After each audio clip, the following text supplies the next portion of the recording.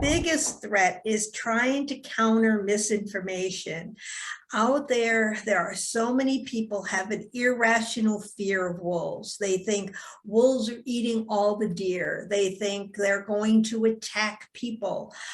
None of that is true. And so we spend most of our time countering misinformation, going to meetings that are held by the government agencies to give the accurate information. That's the one thing we try to do. Another thing, based on that misinformation, we have a lot of illegal kills.